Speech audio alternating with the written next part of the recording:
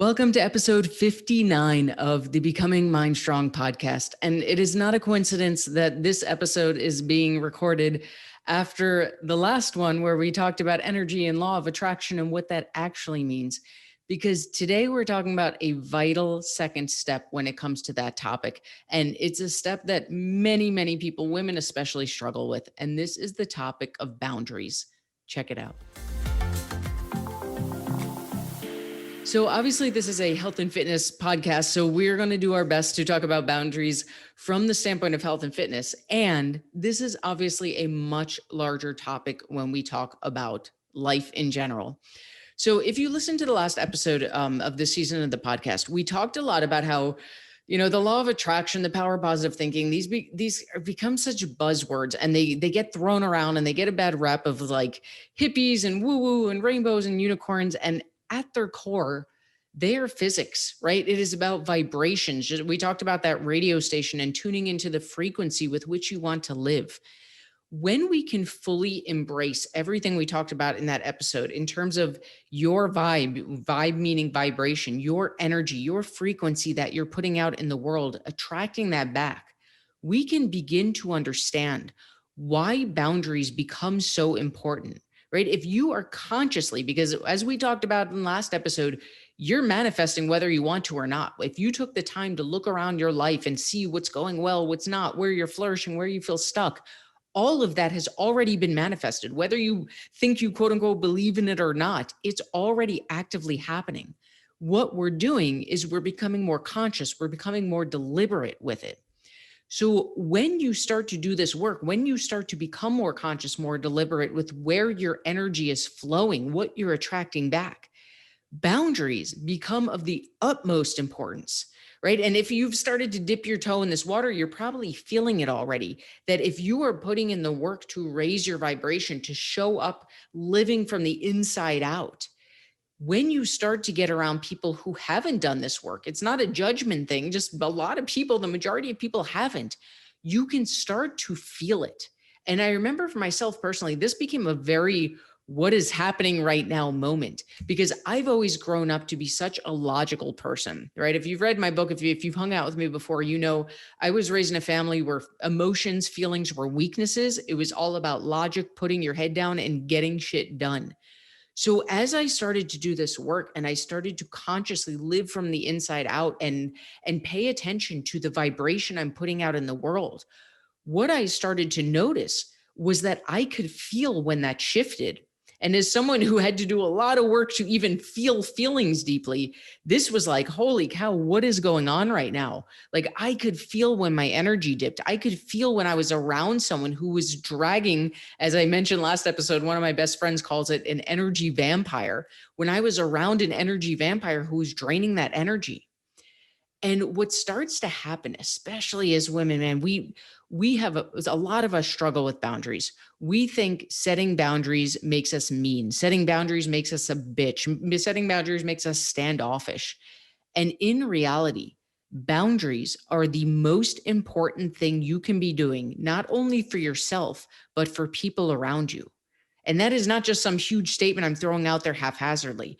When we can understand that we are always attracting back, whether we're conscious of it or not, then we can understand that our energy is the single most important thing we have, right? You might say, no, Rachel, it's my kids, it's my family. Yeah.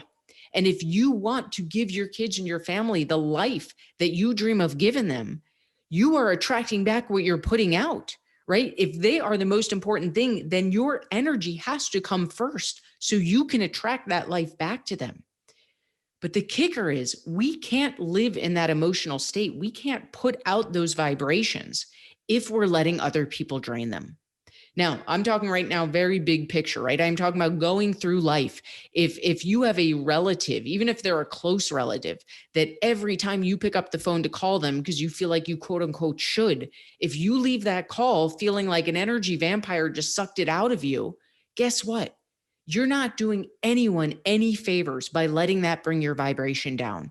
If you know that every time you go to the school PTA fundraiser, Karen, who's the head of the PTA, is going to corner you and talk your ear off and you're going to feel drained at the end of the day, You are not doing anyone any favors by putting yourself in that position and allowing that to happen.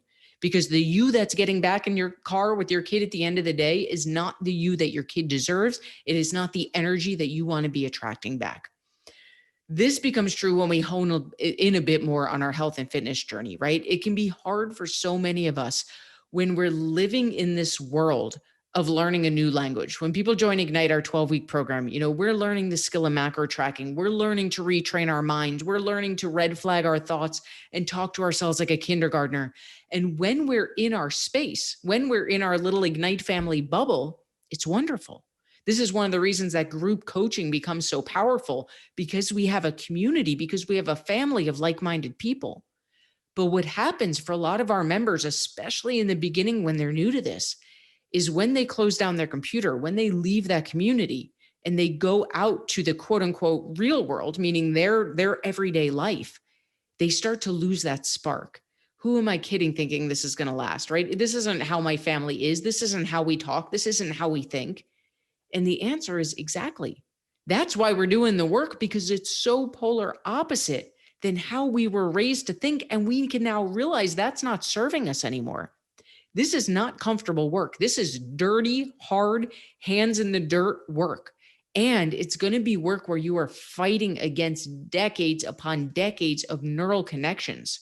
There's a reason that when you start to make changes in your energy and your vibration and your mindset, and then you go around, usually it's your family, right? Because those are the people who raised you. Those are the decades of wired and neural connections.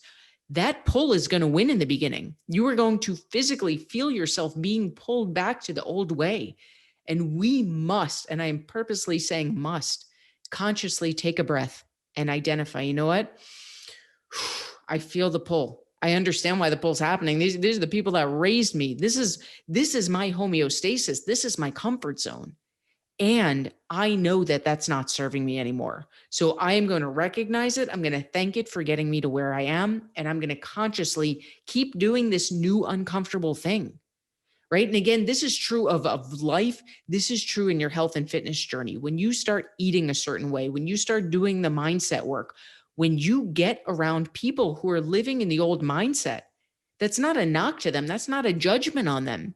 But it is going to be tempting, and tempting isn't even the right word there. It's going to be natural to be pulled back to that homeostasis. And it is up to us to step into our power and set the boundaries we need to set. Now, boundaries don't always have to be a battle. Sometimes people think of boundaries and they think of being this hard ass who's like, stay away, this is what I need, or get out of my life.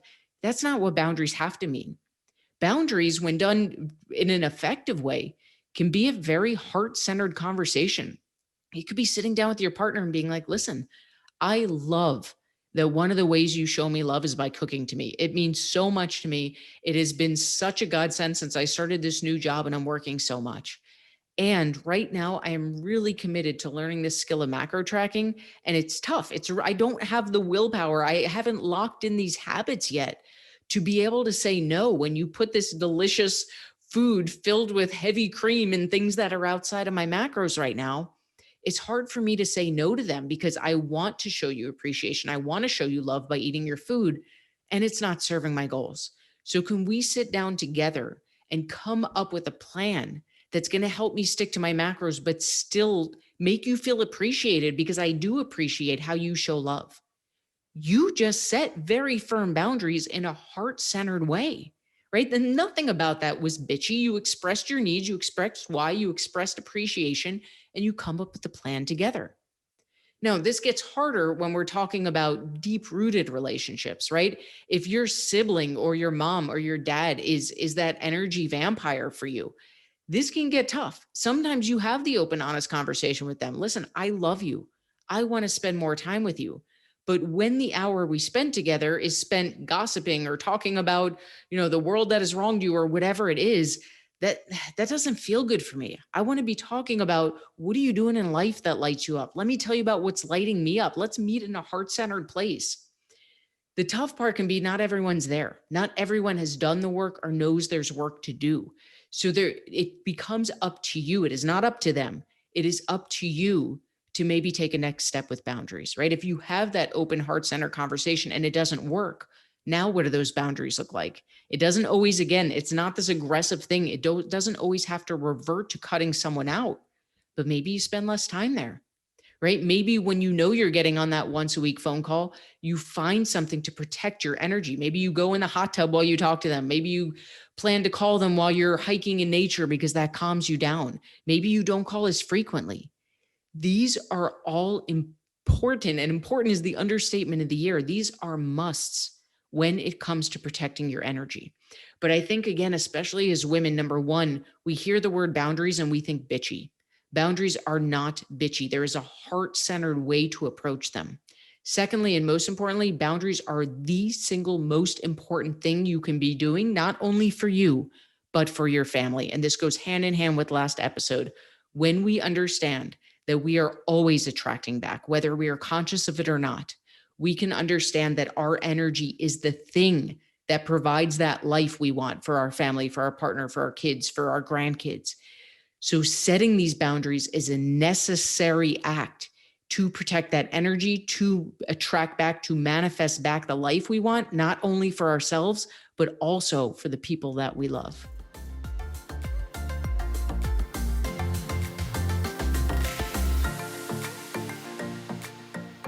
If you haven't done so already, be sure to check our private Facebook group for women only. Look for Mind Strong Women on Facebook, and we'll see you in there.